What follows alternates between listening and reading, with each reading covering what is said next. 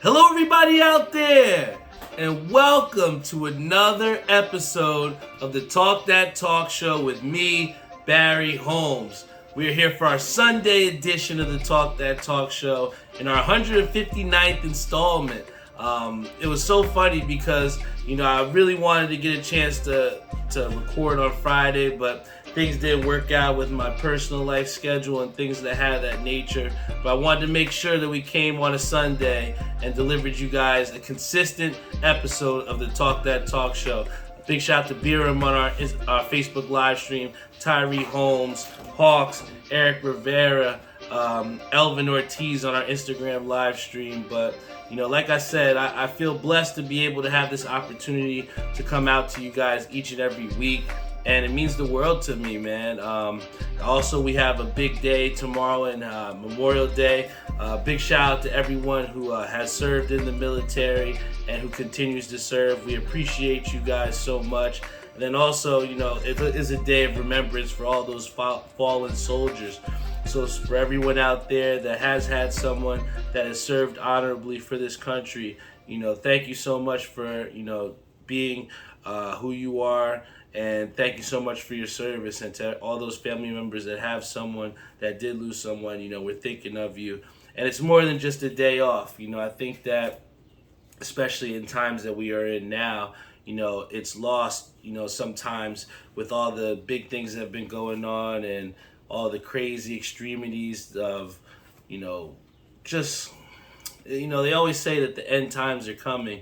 But when you have all these, catastrophes that's been happening, it's hard to lose sight and to lose focus to just how great this place is to live in, man. And, we've seen a lot of people that have been protesting and, things of that nature. But, above all, we just want to make sure that, our heart's in the right places. And, especially with this day of remembrance of Memorial Day, just making sure that we're remembering those people that have fallen positively and, not just taking it as a day off, But, on this past weekend, one of the biggest fights in boxing happened. If you're a huge boxing fight fan,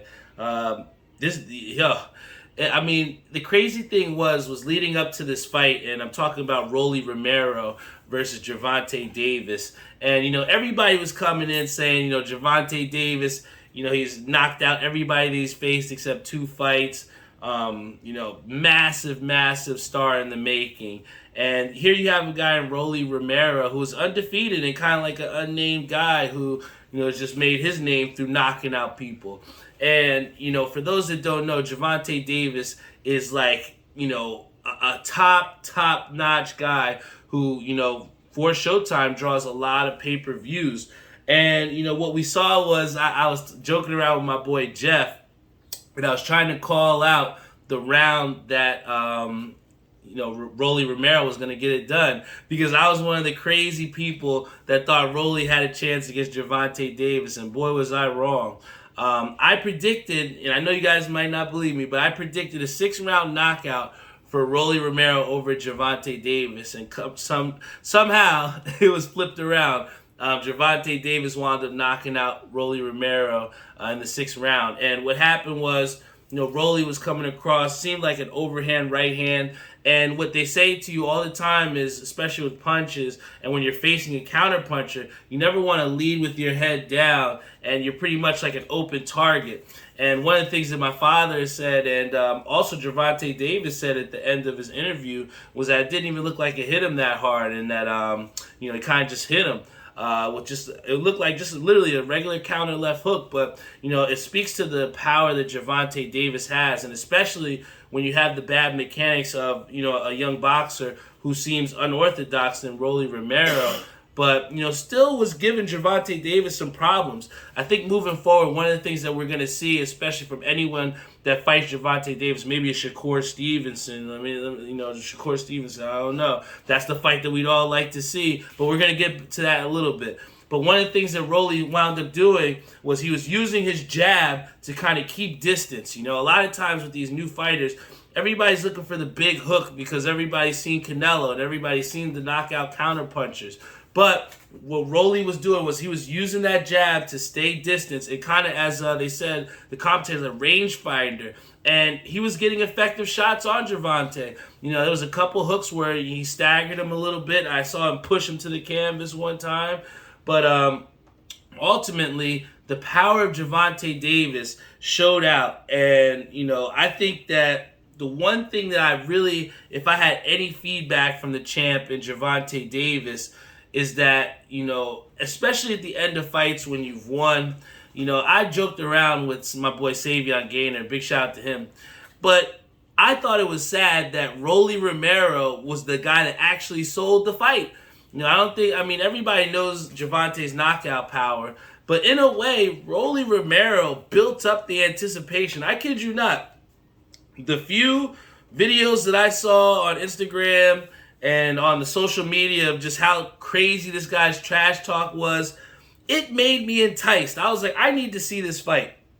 And I just wish that Gervonta Davis would do a better job of selling these fights. It's the same problem that Bud Crawford has, where these guys are so good that they don't feel that they need showmanship, At the end of the fight, Jim Gray, he's asking him, he says, who would you like to see next? And all Gervonta Davis has to say is, I'm here. Anybody wants it, I'm here.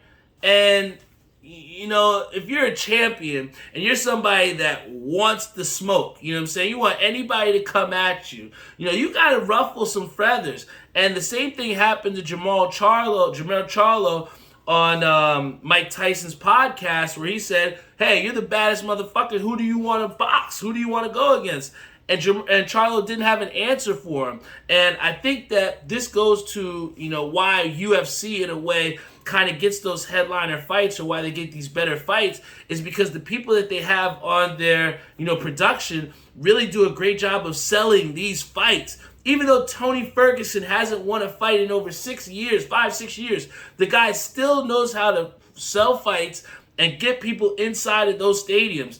And I feel as though from our main boxing people, the people that are supposed to be driving this sport forward, it's a lack of showmanship. Mike Tyson said, hey, you should have been going out calling out, the Mexican monster who's in his weight division. He should have been out there, calling out some names, because at the end of the day, it's up to not only the fighters to deliver, but also to sell these fights. And I was just disappointed in Gervonta Davis at the end of that fight, with a huge opportunity to call out one of the big name stars. If you think you're so tough, call out Shakur Stevens. Let's see what you can do with that, I think another thing that was big too was, from that, we also saw some speculation about potentially Errol Spence, Terrance Crawford fight.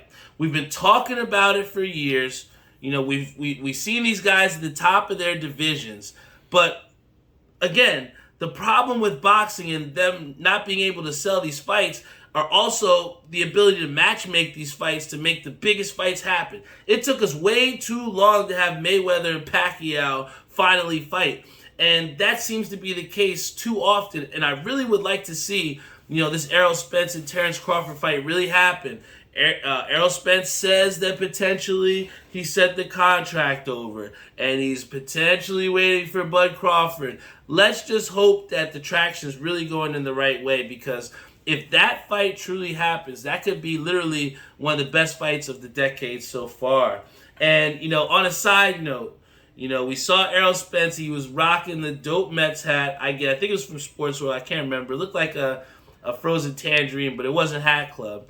But the hat that he had on, my boy still had the sticker on his hat. And I'm telling everyone out there, I've seen too many people doing it, all right? If you're wearing a fitted, all right, take the sticker off. Nobody needs to know what the size is on your hat. Everybody's going to know that it's New Era. Nobody needs to see the little baseball underneath your hat. Take the fucking stickers off your hat. It makes no sense, all right? This is a new age of hat games. You put the pins on. This is where it's at. And we don't keep stickers on the hats. So please, Errol Spence, next time you're on a big name fight and you're in the crowd and you want to rock a Mets fitted, please rock it the right way, And I think the next thing that we have on the list, besides a big time fight that we just saw, was the NBA Finals that's coming up. We saw the Warriors were able to get it done. Steph Curry received his Western Conference Finals MVP trophy. The Warriors, if you look back to my earlier episodes before the playoffs started, I said that the Warriors were my pick to win it all. I said it. You can go back. The footage is there. And I still stand true to what I say because, when that team is healthy, when Steph Curry is, moving the ball around, and I think that it's so underestimated. We used to say how boring the Spurs were watching them, but they ran a fluid offense. The Warriors are the exact opposite in that they still run fluid offense, but everything just seems so spectacular. Off of misses, they're pushing the ball. Off of makes, they're pushing the ball. Everybody's touching the basketball, and they're looking for the open man and making creative passes. I mean, Steph Curry pump faking and, dishing it around the guy like that. I mean, there are some amazing passes that go on with the Warriors. And I think that the efficiency also that they display on defensive end makes for a championship caliber team. But the biggest question that people have been asking me is, who is the better contender, Boston or Miami? And I have to say this. My heart wants to say Miami. Jimmy Butler has been playing out of his mind. Outside of maybe a Luka Doncic, outside of maybe a Stephen Curry, nobody's been playing better basketball than this guy, Jimmy Butler. But ultimately, the problem which has made this series a 7-game series is the fact that Miami can't keep anybody healthy. You had guys like Kyle Lowry who could barely walk, and then are hopping onto the court, putting out spirited performances. But after a while, that starts to wear off. And that's where we have the Boston Celtics, who have been consistent. They've been the most consistent team since the end of the season when they went on that tremendous run. You know what I'm saying? And I'll say this. Boston is the most complete team, all right? If I had to say it, I would say they stand the best chance of overall beating the Warriors. But if you want to talk about the most dangerous team, if you want to talk about a matchup that I don't think that the Warriors would be jumping for joy with, and that would be Miami, man. I think that Boston has the capabilities to consistently remain competitive.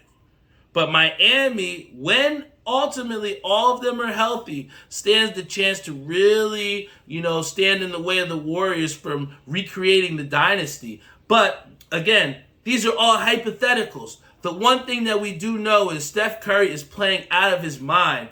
And this Game 7 might not matter because if you really ask me, I don't think either of these two teams stand a chance of beating the Warriors. And then we have my boy Major Willis. Big shout out to Brian Spawn. He's been updating the people who are tuning in the Instagram chat of the different things that have happened in the Mets game. And right now the Mets are leading 3-0. I was at the Mets game yesterday and I was super excited because we got to see a nationally televised game. I think it was on Fox. The place was electric. I was able to start some chants. You might have heard me.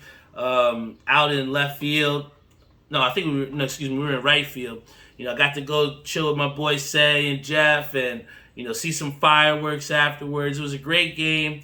But, ultimately what I saw was even with Tawan Walker not having his best start out there, the New York Mets are a team that are so resilient.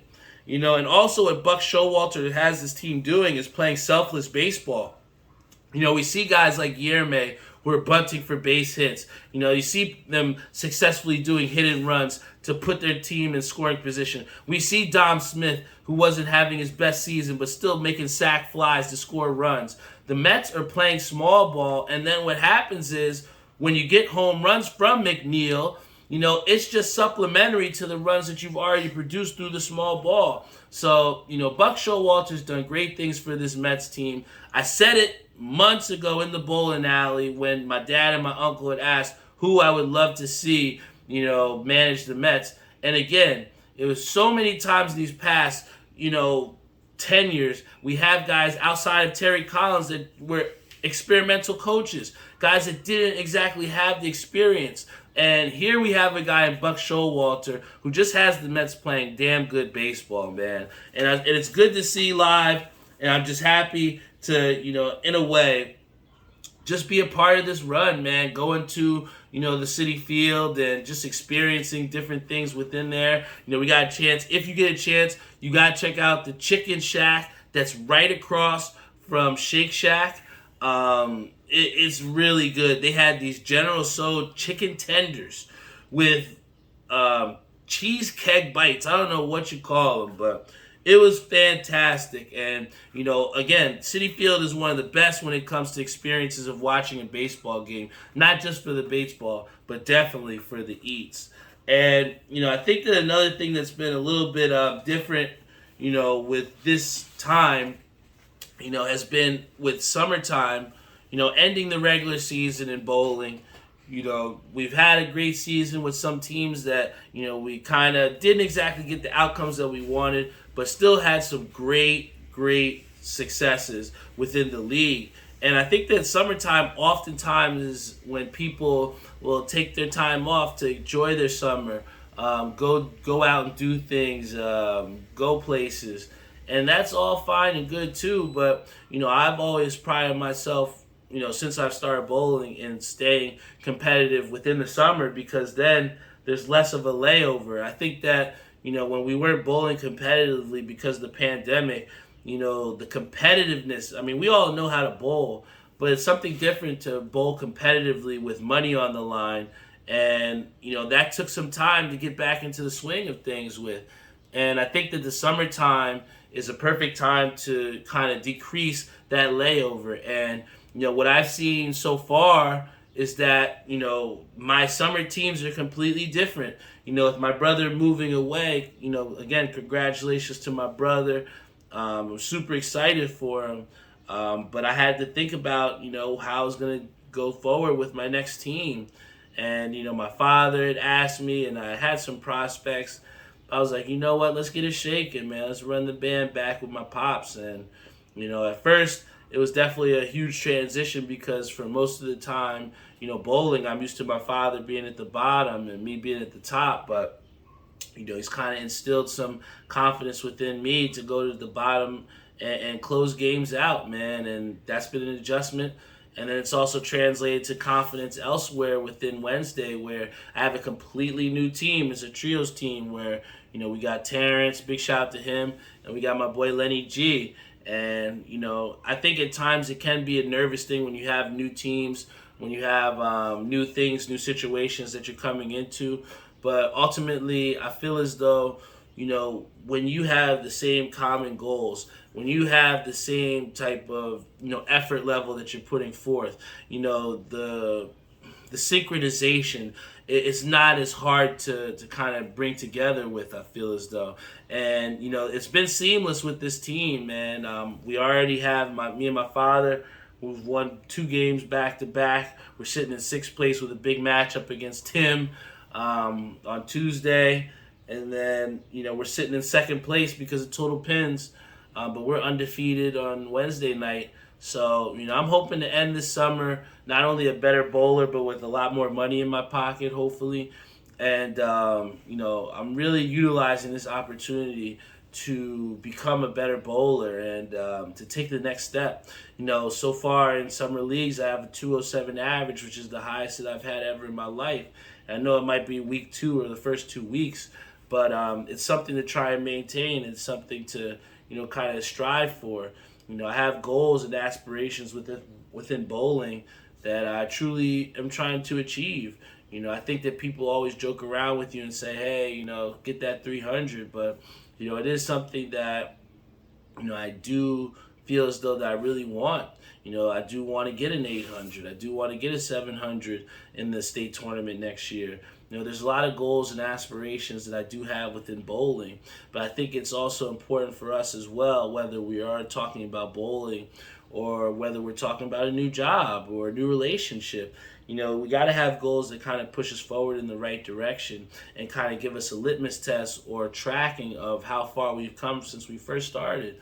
And, I feel as though the summer season, again, is just a great bridge between ending the season and starting the new season. And when it comes down to it, especially with anything else in life, the less time that you take a break from doing something, the more, you will have success with that. And, again, I'm taking this summer season very seriously. We got some new jerseys coming in. I'm excited because I opened up the pre-order for the first time to pretty much anybody out there that wanted to support Talk That Talk Show in our chase for first place in each of our leagues. And surprisingly enough, we had a bunch of people that put in on the pre-order, man. So, it's very humbling. And again, I'm just excited with some of the designs. Big shout out to Tim for putting together a dope design. It's, if I could describe it, it's pretty much like we're on a beach setting, and there's a lane on the beach, and the pins are Corona bottles, but instead of Corona, it says Talk That Talk on them, and we got the names on the back, so they're absolutely fantastic, and I'm super excited to have them. I'm super excited to everyone that supported with them, and I just think that this summertime, we're all going to be looking fine, man, in those Talk That Talk Show jerseys. But, I do want to share a couple pickups with you guys before I end this show.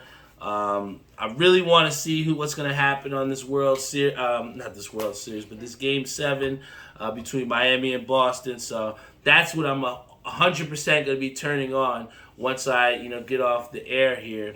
And also that Met game too. I mean, we're up 3-0, but we know how that pitching tends to go later into the game. So that game's not over, but I like the Mets' chances of winning.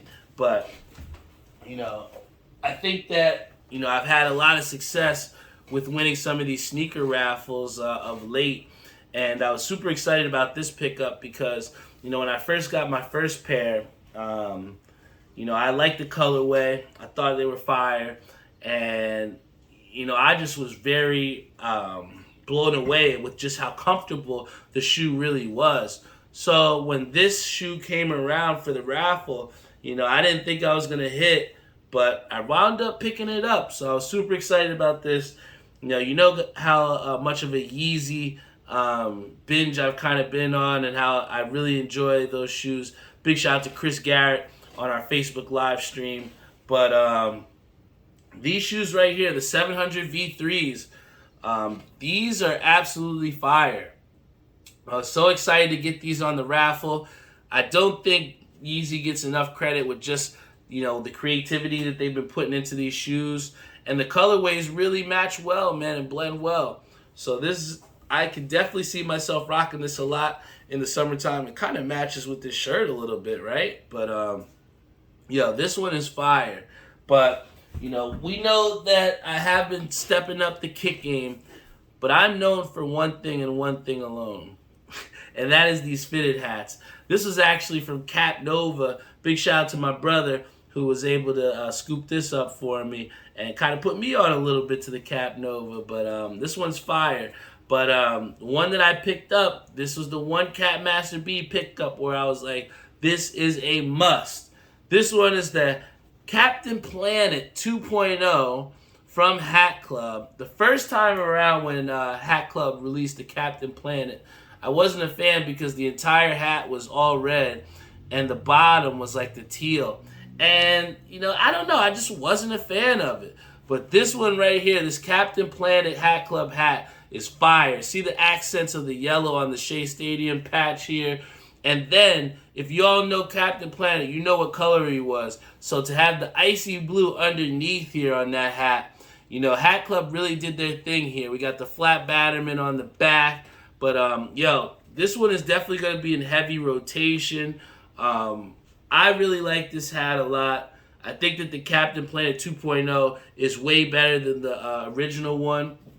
And Hat Club had to do something, man, because like I said, there's a lot of places out there that are putting pressure on Hat Club to step it up, all right?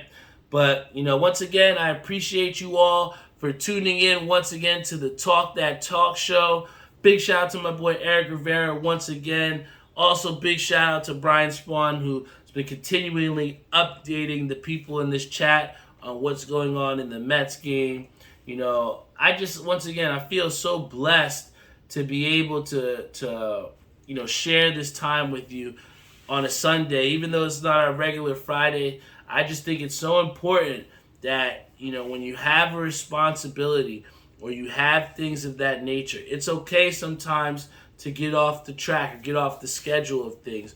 But as long as you deliver on the things that you promise, as long as you deliver on the things that you say you're going to do, that's the main and important thing. And, once again, to give you guys 159 episodes, I feel like I don't know where the time has went, and the time has truly flown by. But, I appreciate every single minute that I have with you guys on Facebook and Instagram Live.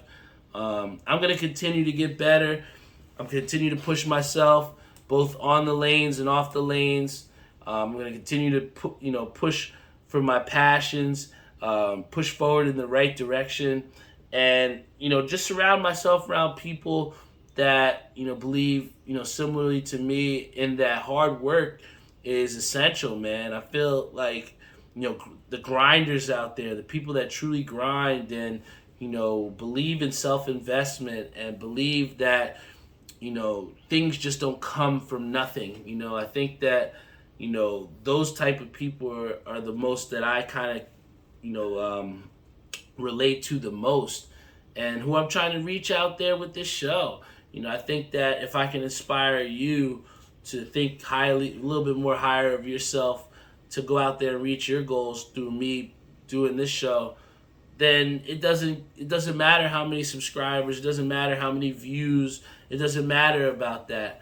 It just matters about the effect that you have with the time that's given to you. And I just am thankful that I just want to do great things with the time that I have here on this earth, and I just want to take my time to inspire people to believe a little bit better about themselves and see to what heights that they can reach. So once again, I appreciate you all so much for tuning into the Talk That Talk show. Thank you for spending a little bit of your Sunday with me. I'm going to get you off the air here so that you can tune in to the Mets game. You can tune in to the Game 7 game. If you have my picks right now, I'm going to give them to you right now. Here's my 2 Game 7 picks. I'm going with Miami. And I'm also going to keep it in the same state. And I'm going to go with, it's not the same state, but going to a different, sport. I'm going to go with the Carolina Hurricanes over the New York Rangers. People might think I'm crazy, but it's taken the Rangers so much just to force this Game 7 against Carolina. And I think that what people underestimate is when you've continuously tried to fight your way back. Claude, look what happened with Luka. They put 110% of effort into not getting swept, and then the following day they got their doors blown off. I don't think that the Rangers are going to get their doors blown off, but I think there's going to be a lot of heartbreak in Manhattan, as sad as it may say, for me. But those are my 2 picks. Take the Carolina Hurricanes and take the Miami Heat. And if you hit, let me know about it, all right? I appreciate you all. Thank you so much for tuning into the Talk That Talk show. Episode 159 is in the books. You can always check us out on our Facebook Live, Instagram, Spotify, Google Podcasts, Apple Podcasts, Stitcher, iHeartRadio. You name it, we're on it, man. I appreciate you all. Thank you so much. And see you all next week.